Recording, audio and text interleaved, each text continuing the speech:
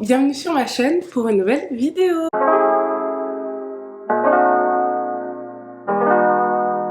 Alors aujourd'hui, on va parler planification et vision board.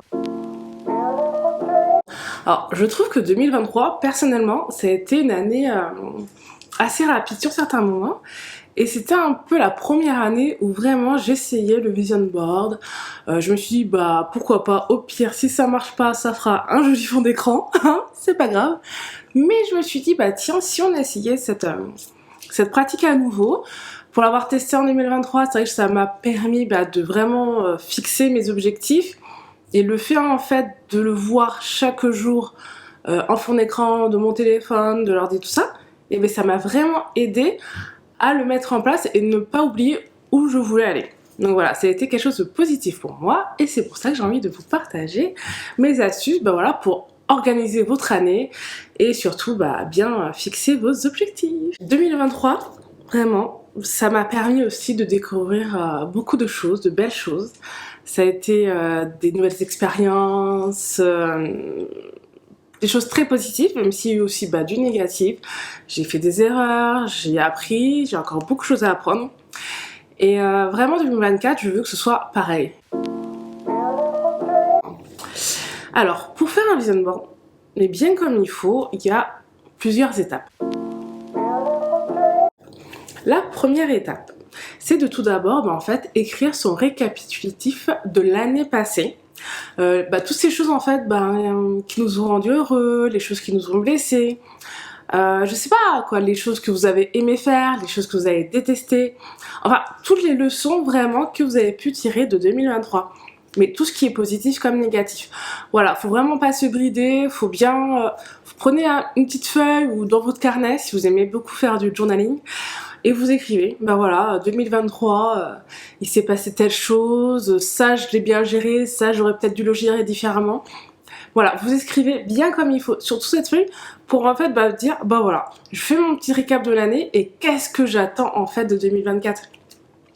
Est-ce qu'il y a des choses que j'ai pas pu réaliser en 2023 que je transfère en 2024 ou au contraire des choses qui ont été réalisées, des choses à ne surtout pas renouveler, des choses au contraire à faire. Voilà, c'est un peu tout ça. La deuxième étape, c'est vraiment se faire une to-do list 2024. Vous écrivez vos envies et vos goals en fait pour 2024. Qu'est-ce que vraiment vous voulez faire? Ces grosses choses, est-ce que vous avez des voyages de prévus? Est-ce que c'est de la remise en forme? Est-ce que c'est trouver un nouveau travail ou changer de travail ou démissionner? Enfin, peu importe. Est-ce que c'est des objectifs familiaux? Est-ce que c'est le fait de créer une famille? Est-ce que c'est un mariage? Est-ce que c'est un bébé? Ou est-ce que c'est même adopter un chat ou un chien? Mais toutes ces choses en fait, voilà, se mettre dans une nouvelle activité, ça serait dans une nouvelle association, ou même des objectifs un peu plus lifestyle, je sais pas, redécorer la maison, apprendre aussi de nouvelles choses, est-ce que se mettre à un instrument de musique, voilà, vous écrivez bien toute votre petite liste et ça va vous servir pour après.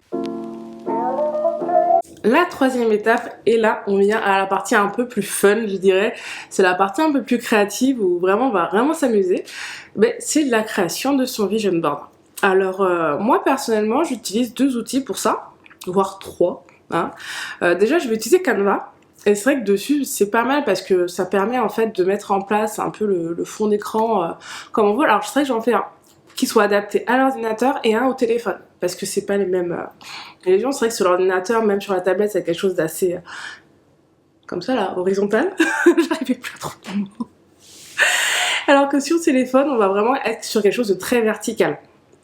Donc au niveau de la mise en page, ça va pas être pareil, et je sais que Canva c'est quelque chose qui m'aide énormément.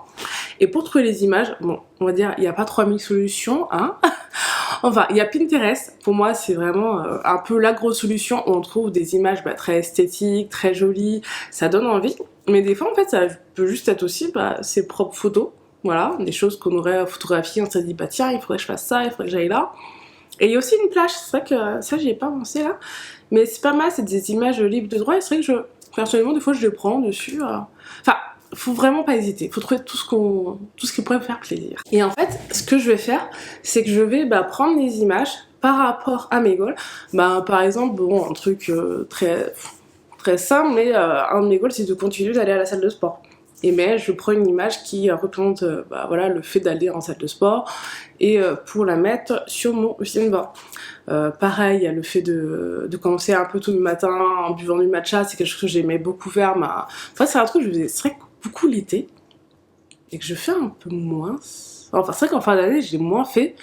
Je suis vraiment restée plus sur le café, à prendre du café un peu toute la journée, mais c'est vrai que là maintenant je recommence à me prendre le matcha systématiquement le matin et je trouve que ça me fait vraiment un bien fou. Donc ça pareil, je me suis mis des images de matcha, alors ça peut paraître très bête, très un peu simpliste pour certaines personnes, mais en fait le vision board en fait vous le faites par rapport à vous. C'est quelque chose qui doit vous plaire vous. Alors c'est quelque chose que vous devez trouver, certes c'est beau, c'est joli, mais il faut que ce soit vraiment efficace pour vous. Le vision board c'est pas fait pour tout le monde, il y a des gens, ça ne marchera jamais.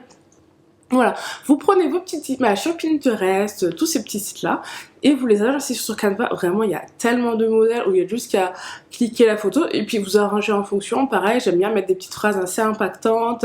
Alors, c'est vrai que personnellement, je mets plus des versets bibliques ou des phrases par rapport à la religion, enfin, du moins par rapport à Dieu ou à Jésus.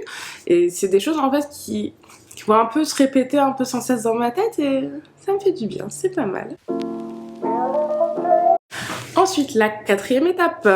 Alors, la quatrième étape, c'est vrai que c'est pas mal. On a nos goals, on a notre vision board, mais qu'est-ce que je fais de tout ça? Parce que c'est bien joli, mais si c'est pour que ça reste sur le papier et quand 2025 va arriver, on sera là, j'ai rien fait, ça ne sert strictement à rien. Donc là, ça va être réfléchir pour chaque goal, qu'est-ce que je vais mettre comme plan d'action? Voilà, je trouve encore tout bête. Je veux reprendre le sport, il faut que je me mette au sport, qu'est-ce que je vais faire? Ah, tac, je veux aller en salle de sport, ok, très bien. L'inscription, comment ça se présente, comment ça marche, quelles sont les différentes salles qui sont proposées, les différentes activités, quels sont les tarifs, qu'est-ce qui est le plus pratique pour moi d'y aller? Est-ce que c'est d'avoir une salle de sport à côté du boulot, à côté de la maison? Est-ce qu'il y a des moyens de transport ou non? Est-ce que je suis obligée d'aller en voiture? Est-ce que je peux y aller à pied? Et en fait, c'est tout ça que vous allez réfléchir pour mettre les choses en place et faire la démarche. Pareil pour un voyage. Ah tiens, je veux partir, je sais pas moi, je veux partir à Londres. Très bien, pas de souci, mais bon, combien ça va me coûter? Ok, très bien, je sais que là, il faudra payer tant de billets d'avion, je voudrais partir à cette période-là. Bon, le billet d'avion, ça va faire tant. Sur place, la nourriture, le logement, ça fera tant. Donc, il va falloir que j'économise tant. Donc, est-ce que je vais devoir faire des heures supplémentaires, vendre des choses? Travailler un peu plus, combien je peux mettre de côté par mois pour ce voyage-là. Et en fait, c'est tout ça, c'est vraiment avoir tout ce petit plan d'action là, bien comme il faut, qui structure et que ensuite vous pouvez mettre en place pour réaliser cet objectif. Sinon, il n'y a aucun intérêt. Et ça, c'est vraiment pour tous les objectifs. Qu'est-ce que vous mettez en place? Ah tiens, mon objectif, c'est de lire... de lire chaque jour et tout, très bien, ce serait quoi la liste de livres que j'aurais aimé acheter? Qu'est-ce que je pourrais aussi relire? Parce que des fois, on a plein de livres à la bibliothèque, et en fait, ça fait du bien de les relire. Si vous aimez bien, vous pouvez faire ça. Ensuite, la cinquième étape, ça va être la planification. Alors vraiment, pour moi, pareil, c'est la planification, c'est quelque chose qui est juste essentiel pour réaliser mes objectifs. C'est vraiment, c'est m'organiser au quotidien. Et je pense que pour l'aviation, je vous ferai une petite vidéo encore à part pour vous dire comment je m'organise et avoir ces petits conseils pour s'organiser. Et c'est vrai que l'organisation, ça change énormément de choses au quotidien. Ça, on va pas se mentir. Ensuite, on était à la cinquième chose, donc on est à la sixième chose, voilà. La sixième chose, ça va être prendre soin de soi, voilà. Faut se dire, 2023, j'ai peut-être manqué parfois de prendre soin de moi, et en 2024, on va rectifier le tir. Non mais à un moment donné, il faut prendre soin de toi. On peut pas prendre soin des autres, ou toujours penser aux autres, si déjà soi-même, on n'est pas bien au quotidien. Et un truc que moi j'ai décidé de faire pour 2024, c'est continuer mes solo dates. C'est quelque chose que j'aime énormément faire, me prendre vraiment des journées comme ça où alors soit je prends des journées entières, soit juste un petit moment, mais le fait d'aller boire un café toute seule, faire du journaling en plus en même temps, aller au cinéma, aller au restaurant, aller boire un verre, c'est des choses que j'aime beaucoup faire seule. Ça me fait un bien fou et en fait je me retrouve avec moi-même et c'est comme ça qu'on apprend à apprécier sa compagnie, le fait d'aimer passer du temps avec soi-même. On est là tranquille, on chill, ça fait du bien et c'est vraiment pas mal. Donc voilà, là aussi c'est vraiment investir dans des relations de qualité. C'est vraiment être entouré de gens vraiment qui vous apportent quelque chose, mais aussi des gens à qui vous pouvez apporter des choses. Parce que forcément, ça va pas que dans un sens, mais voilà, c'est améliorer même les relations que j'ai déjà. C'est améliorer le temps que je passe avec ma fille, par exemple, que ce soit un temps quand même plus qualitatif. C'est vrai que des fois, on court un peu à droite à gauche et on oublie de passer ce temps en famille. Et pourtant, c'est quelque chose qui est extrêmement important.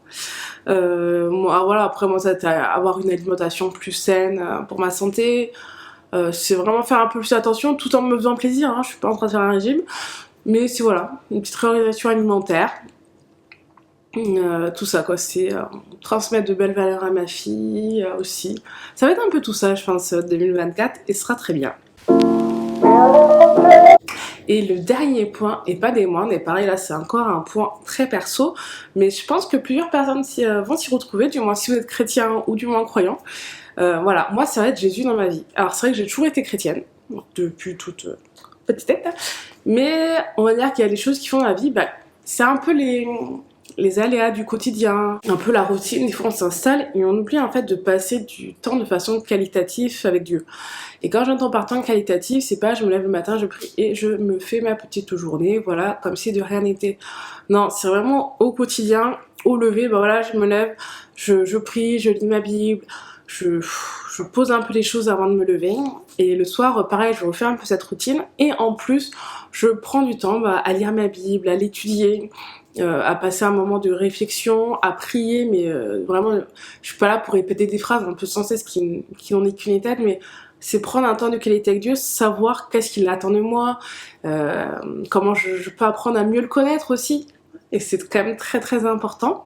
Et voilà, ça va être aussi écrire ce que je ressens pour lui aussi, quoi. C'est vrai que la prière c'est important, lire aussi c'est important, mais je trouve que c'est vrai qu'écrire ce qu'on ressent pour Dieu, c'est encore différent, c'est encore une autre approche, et ça fait du bien, c'est vraiment déposer ses émotions, son ressenti. Et après, c'est pas forcément que du... comment dire, des fois c'est pas forcément que du... oui, le monde est joli, le monde... Non, pas du tout. S'il y a des moments, oui, quand on prie, des fois on prie, on est en train de pleurer. Des fois on n'est pas bien parce qu'on dépose énormément de choses en fait et qu'on a besoin d'extérioriser un peu des choses qui se sont mal passées ou des mauvaises nouvelles ou même de la colère parfois où on est complètement dans une incompréhension totale. On se dit mais Seigneur en fait qu'est-ce que tu attends de moi parce que là je suis là mais qu'est-ce qui doit se passer? Donc voilà, c'est vraiment tout ça, c'est très très important. Mais je parle du nez aujourd'hui, là, je crois que je commence à retomber malade. Hein, ça c'est toute ma vie. Mais voilà, vraiment, si vous voulez faire un vision board, moi je vous dis, essayez. Il n'y a rien à perdre en soi. Bon, un peu de temps à choisir les photos sur Pinterest, tout ça, mais je pense que c'est quelque chose qui peut convenir à certaines personnes, à d'autres non. Ça, je pense que c'est quelque chose qu'il faut accepter aussi, hein. Le plus important, c'est vraiment de trouver la méthode en fait qui va vous aider à accomplir vos objectifs. Ça, c'est peut-être la bonne, mais il y a peut-être d'autres personnes qui vont vous proposer d'autres solutions et ce sera la bonne. Personne n'a la solution ultime, au contraire.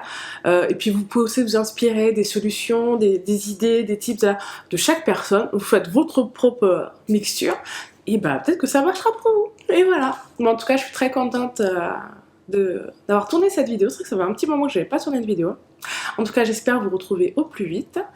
Et j'espère aussi que cette vidéo vous a plu. Alors, n'hésitez pas à vous abonner, à mettre un petit pouce en l'air si vous avez aimé la vidéo, ce serait sympa. Voilà. Mais en tout cas, merci déjà d'avoir regardé la vidéo et à bientôt.